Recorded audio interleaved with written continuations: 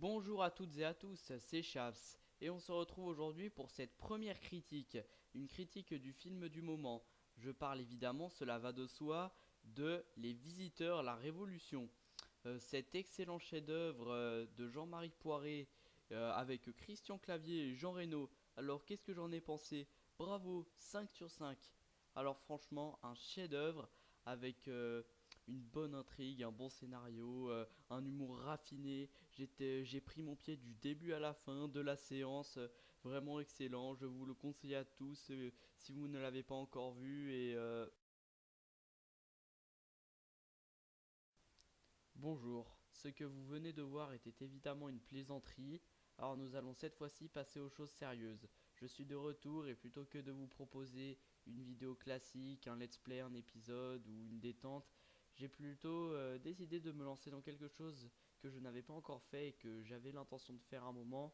Bon, ce sera un peu fait à l'arrache, vite fait, enregistré comme ça avec un montage sur lequel je ne me serais pas trop cassé la tête, veuillez m'en pardonner. Et veuillez aussi me pardonner si la qualité sonore n'est pas terrible, mais je fais avec les moyens du bord. Il se trouve que j'ai un micro maintenant, hein, donc je peux vous proposer quelque chose d'un peu mieux, mais mon micro est un peu bizarre. Bon, je vais pas m'étendre, hein, mais là n'est pas le sujet.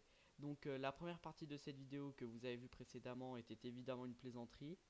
C'est ma première critique, alors autant faire quelque chose, autant parler d'un sujet potable. Alors aujourd'hui, nous allons parler du film du moment, sans sarcasme cette fois-ci. Je parle bien sûr de Captain America Civil War. Ce film est sorti en France le 29 avril, il y a quelques jours. Il est réalisé par les frères Joe et Anthony Russo. Le script a été écrit par Christopher Marcus et Stephen McFeely. Oui, oui, hein, la fiche technique, je suis en train de la lire sur Wikipédia, j'ai pas tout appris par cœur, excusez-moi. La musique est composée par Henry Jackman, donc ça je le savais. Et avec les acteurs principaux sont donc Chris Evans, Robert Downey Jr., Scarlett Johansson, Sebastian Stan, Anthony Mackie, Tom Holland et plein d'autres. Ils sont trop nombreux, j'ai la flemme de tous les citer, excusez-moi. Ils sont beaucoup trop nombreux. Mais bref, je m'étendrai sur les personnages plus tard. Alors, si vous ne le saviez pas, et je vous plains, ce film appartient donc à la saga Marvel Cinematic Universe, ou l'univers cinématographique Marvel en français, qui est une saga qui dure à peu près sur, je sais pas, une douzaine de films, si ce n'est pas plus. J'ai pas le chiffre en tête, je connais tous les films, hein, et qui va encore durer sur une vingtaine de films. On sait pas quand ça va s'arrêter exactement en fait. Donc cette saga est produite par Marvel Studios ou Disney, le géant Disney qui a racheté la boîte. Une saga de plusieurs films de super-héros Marvel qui a débuté en 2008 avec Iron Man. Alors, et il est divisé en trois phases. Et ce film ouvre alors la phase 3 du Marvel Cinematic Universe. Et il l'ouvre très bien d'ailleurs, mais j'en parlerai plus tard. Alors, comme je suis un fou et que j'aime bien en parler, je vais faire une review sur tous les films du Marvel Cinematic Universe jusqu'à aujourd'hui. Et ouais. Alors, autant vous le dire tout de suite, je ne parlerai pas de séries telles Agent of Shield, Agent Carter ou Daredevil, que j'apprécie néanmoins, hein, mais j'ai pas trop envie de m'étendre ailleurs que sur le sujet de cette vidéo, je le fais déjà bien assez, hein. Donc, enfin, remarquez, les films du Marvel Cinematic Universe, ça a un lien, mais voilà, là, ça en a moins, on va dire. Donc, je ne m'étendrai pas là-dessus. Alors, commençons tout de suite avec la phase 1 et le film qui ouvre cette phase et qui, par conséquent, ouvre tout le MCU. Le MCU, c'est le Marvel Cinematic Universe, hein. Bon, vous devez le savoir, mais on s'en fout. Alors, commençons tout de suite avec Iron Man de Jon Favreau, sorti en 2008. Euh, pour moi, je vous le dis tout de suite, Iron Man, c'est le meilleur film pour moi encore à l'heure actuelle. Enfin, peut-être pas, hein, mais je sais pas. Pour moi, bon, allez, je mets Iron Man premier du meilleur film du Marvel Cinematic Universe. J'adore ce film. Je le trouve génial. Il est cohérent. Il reste cohérent malgré son action. L'action est bonne, l'intrigue est bonne, le scénario est bon. La réalisation de Jon Favreau, même s'il n'avait pas un très grand CV avant de faire ce film. Bon, maintenant, une fois que tu as fait Iron Man, tu peux te vanter de ce que tu veux. Mais avant de faire ce film, il était un peu inconnu. Jon Favreau s'est très bien débrouillé. Ce film est le film le plus réaliste de la saga. Donc la saga, c'est pour ça que la saga est un peu partie en vrille après, parce qu'elle a commencé par quelque chose de très réaliste, pour au final faire un peu, pas n'importe quoi, mais quelque chose d'un peu plus comics. Voilà. Ceux qui ont lu des comics sauront sauront ce que je veux dire. Donc ce film met en scène le début, enfin l'arrivée de Iron Man, qui est pourtant dans les 6 premiers Avengers rassemblés dans le film Avengers. Excusez-moi, je m'en mêle un peu les pinceaux. Euh, qui est pourtant le dernier à apparaître, les autres ayant apparu plus tôt. Mais c'est le premier qu'on met en scène. Donc vous connaissez l'histoire, hein, Tony Stark, un ingénieur qui PDG d'une industrie d'armement, qui décide d'arrêter de fabriquer des armes et qui construit à lui tout seul son armure et qui s'en sert pour la justice entre guillemets, hein, c'est ce qu'il affirme, mais beaucoup affirment le contraire. Et, euh, et il va devoir affronter tous ses rivaux et tout ça. Donc ce film, voilà, hein, pour moi cette saga a été très bien ouverte. Donc ce film rapportera un très bon succès au box-office, plus que Marvel ne s'y attendait, ce qui les poussera à continuer sur leur lignée. Ensuite, le second film de cette saga, sorti la même année, c'est L'incroyable Hulk de Louis Leterrier. Alors ce film, tout le monde l'a oublié, hein, faut le dire, à part, euh, à part les vrais connaisseurs, personne s'en souvient. De toute façon, ça a été un échec. Euh, Ce film, je suis un peu moins fan, même si au final, je le trouve assez sympa. Franchement, je le trouve assez sympa, mais il est bourré de défauts, hein, faut le dire. Entre le général Ross qui veut tuer Hulk, on sait même pas trop pourquoi. Enfin, si, on sait pourquoi, mais c'est très flou. Si on connaît pas l'histoire, limite on comprend pas. Entre le design de Hulk qui est assez moche, la réalisation en elle-même est assez réussie, hein, mais les designs, les effets spéciaux, enfin, c'est pas les effets spéciaux en eux-mêmes, mais c'est plutôt les designs. Hulk est assez moche, hein, dans ce film. Puis il y a. Enfin, je vais pas trop m'étendre, hein, c'est pas le film du jour. Mais voilà, ce film, personnellement, j'ai su l'apprécier un peu au final. Il y a des bonnes choses dedans, il y a des bonnes choses à retenir. Son scénario tient assez bien la route, il y a des scènes d'action sympas, mais voilà, moyen. Et d'ailleurs, Marvel aura retenu la leçon parce que le film se plantera au box-office. Donc, Marvel vont décider un peu de punir Hulk, qui n'aura plus droit, qui n'aura plus droit à aucun film à partir de ça. Marvel se sont dit ok, Hulk, personne en veut, c'est décidé. Donc ce qu'on va faire, c'est qu'on va repartir sur Iron Man. Voilà, ce sera beaucoup mieux. On fait comme ça les gars, hop. C'est ainsi donc que 2 ans plus tard sort Iron Man 2, toujours réalisé par Jon Favreau pour rattraper le coup, hein, parce que ce pauvre Hulk n'aura pas de succès incroyable. Donc ce film Iron Man 2 est en quelque sorte la suite directe de Iron Man. Bon, dit comme ça paraît un peu logique, hein, c'est pour ça qu'il s'appelle Iron Man 2. Mais je parle dans le sens où à la fin de Iron Man... Attention, spoiler, spoiler. Bon, vous avez tous vu Iron Man. Si vous regardez cette vidéo et que vous n'avez pas vu Iron Man, je vous plains. À la fin de Iron Man, Tony Stark se révèle et dit à tout le monde je suis Iron Man. Et on se demande on sait pas comment vont réagir les gens, les médias, comment ça va se passer pour lui, pour tout le monde, que tout le monde sache. Et dans ce film nous le montre un peu, nous montre un peu la suite logique. Donc au final, c'est pas plus mal que ce film soit arrivé si tôt. Donc pour faire le bilan du film, il a été beaucoup critiqué aussi. Certes, il n'est pas absent de défauts, mais il est plutôt sympa, franchement. On passe toujours un bon moment en le regardant, il est cool. On retrouve toujours le même Tony Stark, ça détend bien, puis il y a vraiment des bonnes choses à retenir. Il a été quand même vachement injustement critiqué, hein, tout ça. Les arguments des gens, c'est oh là là, Justin Hammer, il est trop niais, il est pas crédible, c'est censé être un méchant, il dirige une usine d'armement. Ouais, enfin, les gars, je vous rappelle un peu, il dirige une usine d'armement, mais de merde. Ses armes et tout, c'est bien montré dans le film, c'est de la merde, la plupart fonctionnent pas. Et donc voilà, ça rajoute de la crédibilité. Ensuite, ça accentue le côté un peu fou du personnage et ça sort du cliché du méchant habituel, du méchant PDG habituel qui est le gros mafieux avec son cigare à la bouche. Voilà, donc. Puis aussi, ce film dit qu'il sait. Pardon, excusez-moi, j'arrive plus à parler. On dit beaucoup que ce film sert à rien dans la continuité de la saga, mais je suis pas d'accord. Je l'ai déjà dit précédemment. Il apporte quelques petites choses, et notamment aussi les personnages de la Veuve Noire, le meilleur personnage du MCU hein, pour moi et pour beaucoup, et le personnage de War Machine aussi. Donc voilà, ce film, on va arrêter de chipoter dessus, il est quand même bien. Même si certes, il n'arrive pas au niveau de son prédécesseur, on va arrêter de chipoter, hein, s'il vous plaît les gars, soyez plutôt sympas. Euh, Puis de toute façon, ça date un peu hein, maintenant. Alors je plante mon drapeau qui défend Iron Man 2. Voilà, vous connaissez mon camp, c'est dit. Ensuite, l'an suivant, en 2011, oui c'est logique, sort Thor de Kenneth Branagh. Alors ce film est très important. Pourquoi je dis qu'il est très important? Parce que avant ça, on a eu trois films assez réalistes. Bon, je mets quand même des guillemets parce que voilà, hein, un mec qui a une putain d'armure et qui la garde pour lui-même et un géant vert.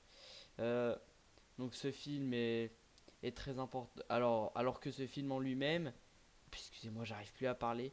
Ce film en lui-même, Thor, nous fait découvrir qu'il y a un autre univers, d'autres planètes, un autre monde. Il s'élargit déjà ailleurs que sur Terre. Il nous fait découvrir tout autre chose, ce qui ouvre déjà la saga sur quelque chose de grand et laisse prévoir quelque chose d'encore plus grand pour la suite. Et accessoirement, ce film met en scène le personnage de Thor, l'un des piliers des Avengers dans les comics. Et puis sur ce film, bah, j'ai pas grand chose à dire.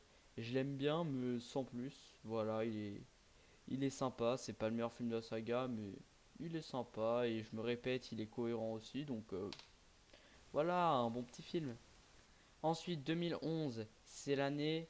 Alors, fin 2011, c'est l'année de l'avant-dernier film de la phase 1. Je parle bien sûr de Captain America, The First Avenger. Ou alors Captain America, First Avenger. Parce que j'ignore pour quelle raison les traducteurs du titre n'avaient pas envie de mettre le The. Voilà, ils ont gardé le même titre mais en enlevant le déterminant devant. Voilà. Donc, ce film est très différent de Thor. Hein. Au lieu de Thor qui était très très proche de la science-fiction, là c'est genre un film qui se déroule pendant la guerre mondiale, limite à l'ancienne, mais c'est ce qui fait un peu bizarre dans ce film parce que ça fait l'histoire et tout, le déroulement, ça fait très à l'ancienne, la guerre mondiale, mais en même temps c'est filmé en ultra HD, les nazis qui ont des pistolets laser, donc c'est le défaut principal de ce film. Je vais pas trop en parler de ce défaut-là parce que beaucoup l'ont fait avant moi, donc ça sert à rien. Et autrement, ce film, je vais dire un peu la même chose qu'Iron Man 2. Beaucoup critiqué, on dit souvent qu'il est niais, que c'est pas crédible, les nazis avec des pistolets laser. Mais moi j'aime bien. Moi j'aime bien, puis je vais me contredire par rapport à ce que je viens de dire tout à l'heure. Oui, les nazis avec des pistolets laser, ça fait bizarre, mais de là à dire que c'est débile et qu'on peut pas rendre ça crédible, non. Parce que je suis désolé, mais les nazis, ils étaient tellement avancés, ils cherchaient tellement à avoir plus que croyez-moi, les nazis, s'ils avaient pu avoir des pistolets laser à l'époque, mais ils l'auraient fait direct, mais direct. Donc non, c'est d'un autre côté, c'est crédible, c'est cohérent. Et ce film, je le trouve assez sympa. Ça change un peu et ça met en ça bien sûr hein, ça nous permet de suivre le tracé de ce nouveau personnage indispensable, j'insiste hein, à la saga. Et donc les super-héros après ça vont pouvoir se rassembler avec le film, attention, attention, attention, ça sert à rien que je fasse monter l'intrigue parce que vous savez lequel ça va être. Avengers de Joss Whedon. Le film que tout le monde a vu, qui était troisième du box-office mondial du cinéma pendant un long moment. Troisième place, hein, c'est pas rien. Derrière, je pense que je vais rien vous apprendre, Avatar et Titanic. Aujourd'hui, il s'est fait détrôner par des films comme Fast and Furious 7, Triste Monde. Donc, est-ce que j'ai vraiment besoin de d'écrire ce film? Je ne pense pas. Tout le monde l'a vu. Et franchement, on peut dire ce qu'on veut de ce film. On peut dire ouais, il est pas assez sérieux, c'est juste de la baston. Mais franchement, les gars, vous allez pas me dire que en voyant ce film, vous prenez pas votre pied, quoi, que vous vous éclatez pas. C'est fun. Ok, ça aurait pu être un peu plus sérieux, tous rassembler les super-héros, mais c'est bien fun. Puis l'histoire est simple, mais, euh, mais, mais son tracé est très bien dirigé. Franchement, on s'y perd pas. L'histoire est simple, mais très bien maîtrisée. Puis chaque personnage, franchement, a sa place et est bien maîtrisé par Joss Whedon parce que chaque personnage est comme il a été dans son film. Enfin, la Veuve Noire et l'Œil de Faucon n'ayant pas eu leur propre film, mais chacun des 6 super-héros, euh, j'ai pas besoin de les présenter, mais je vais les dire Captain America, Iron Man, Thor, Hulk, la Veuve Noire et l'Œil de Faucon sont très bien maîtrisés. Les scènes de baston sont fun. Ce film est très bon, hein, très très très bon. Ça est très bien réalisé aussi. Euh, les, les techniques de réalisation sont innovantes vraiment, et ça marche comme sur des roulettes. Franchement, donc une mention spéciale à ce film qui conclut la phase 1. Et la phase 1, du coup, j'ai à peu près aimé tous les films, hein. La phase 1, très très bonne. Euh, et on aurait pu s'attendre du bon pour la phase 2, mais malheureusement, ça n'a pas été tellement le cas. Enchaînons donc avec la phase 2 et son premier film, Iron Man 3 de Shane Black. Alors, les avis sur ce film sont très mitigés. Il était très très très très attendu, hein. Il a fait un carton au box-office, mais genre un gros carton, hein. C'était le film du moment, quoi, hyper attendu. Et au final, bah, il en a déçu plus d'un, dont moi. J'ai été très déçu, je vous le dis. En quelque sorte, c'est mon avis que je donne, hein, mais pour moi, il a subi le syndrome du troisième film, comme de nombreuses trilogies de super-héros. Par exemple, pour vous décrire le schéma, on te fait, euh, on te fait deux super films d'une trilogie, et les deux vont bien plaire, les deux premiers films d'une trilogie vont bien plaire, et le troisième volet, donc le volet finition, hein, celui qui est tellement attendu, qui va conclure la trilogie, sera attendu un truc de malade et fera un carton box-office, mais décevra tout le monde qui en attendait trop. Et tout le monde va se mettre à détester ce film à ce troisième film parce qu'il l'aura déçu. Ça a fait ça pour X-Men, avec X-Men l'affrontement final. Bon, on va pas en parler, pas parler de choses qui fâchent. Ça a fait ça avec Spider-Man 3 pour qui le public a été un peu trop injuste quand même, hein. Je suis pas le premier défenseur de ce film, mais au final il est pas si mal que ça. Ça a fait ça pour aussi The Dark Knight, la trilogie, hein. J'ai pas besoin de m'expliquer sur ça, vous connaissez tous. Donc voilà, pour moi, Iron Man rentre dans ce lot. Avec ce film, je le trouve franchement moyen. Le scénario a pas beaucoup de sens. Déjà, bon, je vais pas vous ressortir l'argument habituel de ouais, ça a pas de sens. Comment ça se fait que les hommes ils arrivent à brûler et à se régénérer en même temps grâce à des plantes? Ok, ça on l'a déjà assez dit, mais ça ressemble pas. Tony Stark ressemble pas à Tony Stark dedans, je trouve. Enfin, un peu quand même, si, mais je trouve on se concentre pas assez sur lui. Ils essayent trop de faire une intrigue sérieuse, mais avec tous ces problèmes de terroristes qui brûlent, etc., ça rend le truc pas crédible. Vraiment pas fan du tout de ce film. Puis aussi, il a été craché. Beaucoup de fans lui ont craché dessus à cause de l'histoire du mandarin qui n'est pas le mandarin. Alors moi, cette histoire, ça me gêne pas du tout, hein. Déjà, je suis pour qu'on ne respecte pas au doigt près le comics, hein, parce que les comics, vous savez à quel point c'est le bordel, donc je suis pour que les réalisateurs prennent leur liberté. Et pour le mandarin, bah, faire en sorte que ce soit juste une supercherie organisée par Aldrich Killian, un méchant que même peu de lecteurs de comics connaissent en plus. Enfin, si, mais beaucoup moins charismatique. Et au final, c'est une bonne idée, mais je trouve que c'est mal lié. C'est trop prévisible quand on voit Aldrich Killian et à quel point le mandarin est transparent.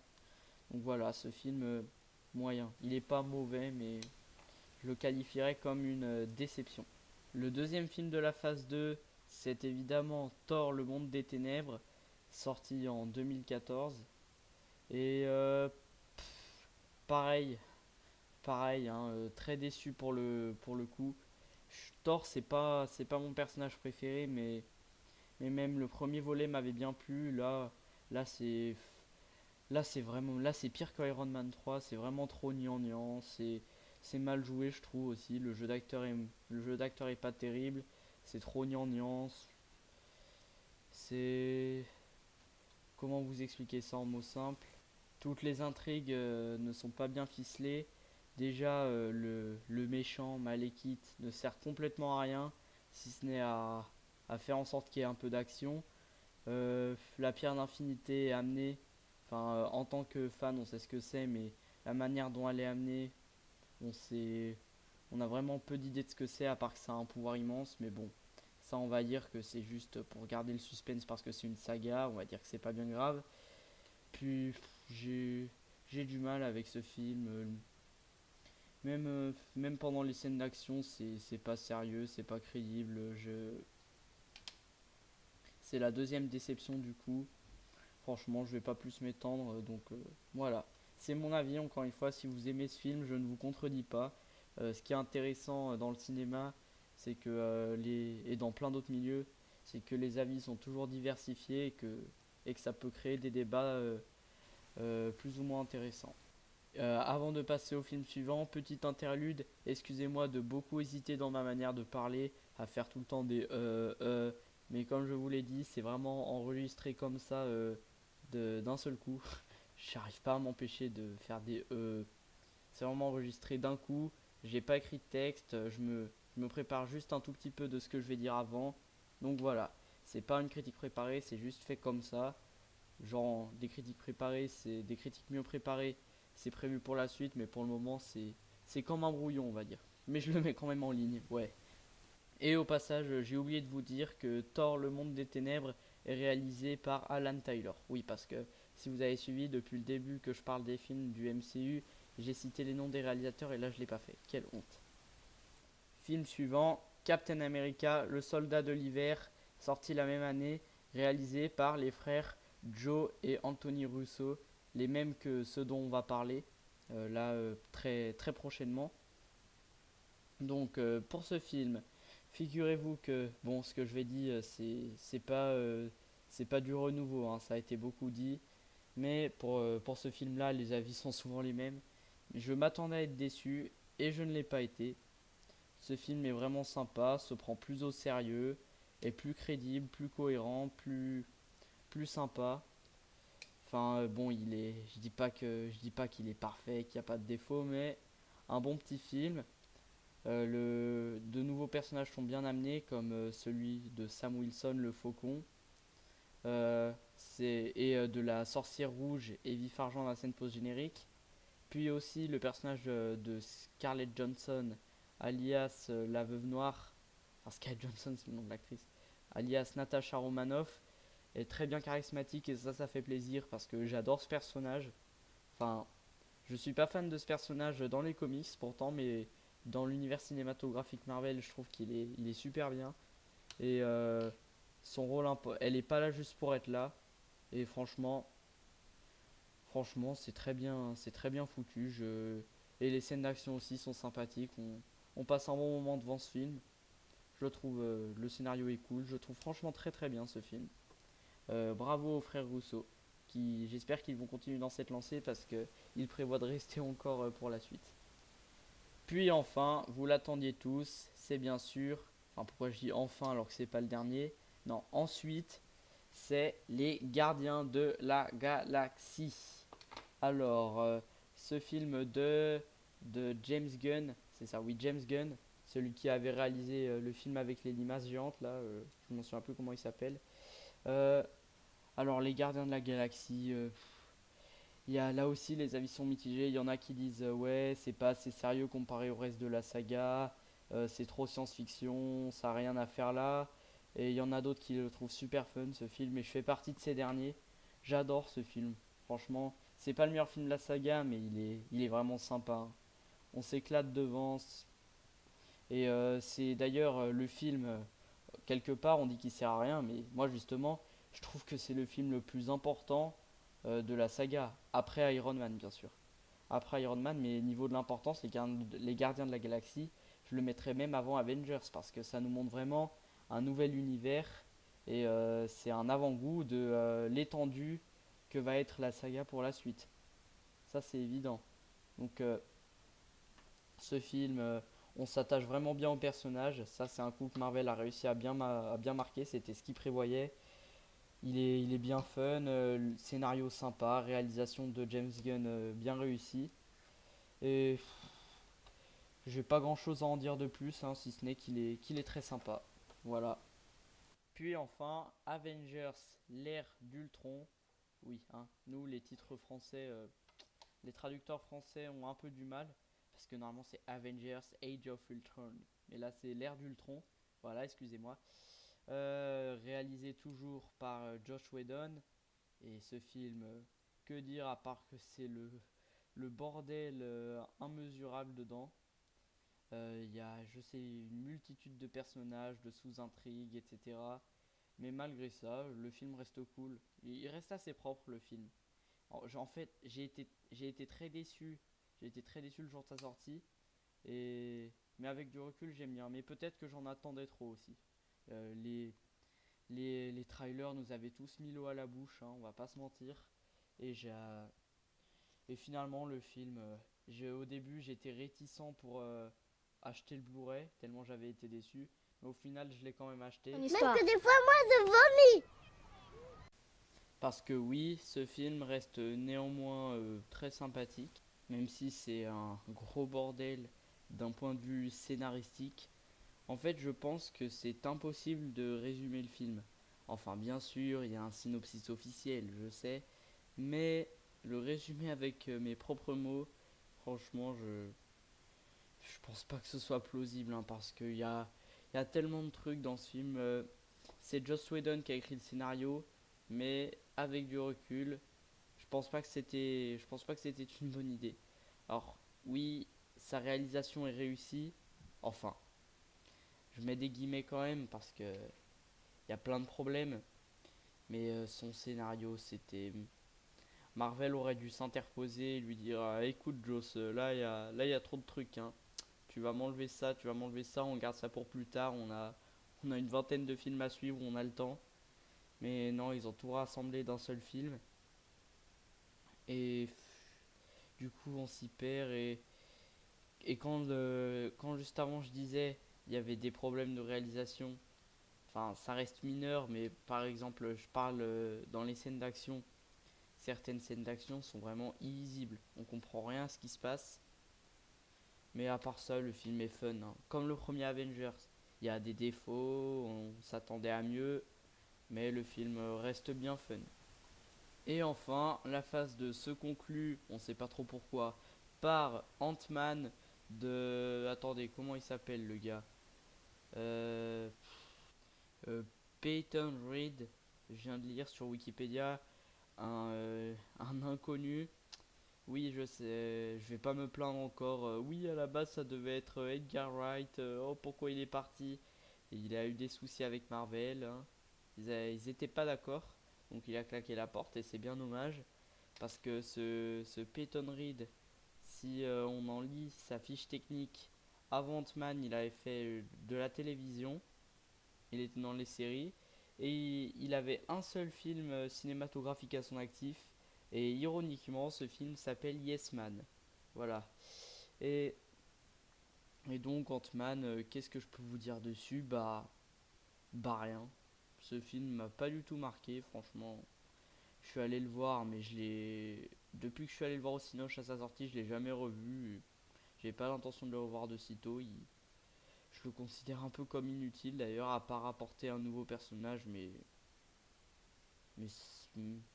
mais Ant-Man, au final, je reviendrai plus tard. Tu l'enlèves du MCU.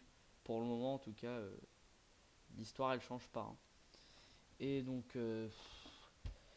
ce film, voilà, juste moyen, rien d'exceptionnel, c'est tout. Voilà, on en a fini avec la phase 1 et 2 de l'univers cinématographique Marvel. Je vous ai tout dit sur les films en question. Enfin non, je vous ai pas tout dit. Je vous ai juste tout dit de ce que j'avais à dire. Bon, j'aurais pu en dire plus, mais voilà, hein, je vais pas y passer une heure. Je pense que ça fait déjà un bon moment que j'en parle, alors que le titre de la vidéo, c'est quand même Captain America Civil War. Alors, c'est la plupart des films du MCU restent bons, et il y a eu un ou deux faux pas, mais rien de bien méchant. Il n'y a pas eu de navet, pas comme la saga X-Men qui souffre de un film sur deux je fais un bon film, un film sur deux je fais une merde. Voilà, c'est un peu ça pour la saga X-Men, selon moi en tout cas, et selon beaucoup. Et là, la phase 3 du MCU démarre avec un film très important rien que par son titre. Vous savez de lequel je parle puisque c'est le titre de la vidéo et que j'ai dit depuis le début que j'avais parlé de ça. C'est Captain America Civil War.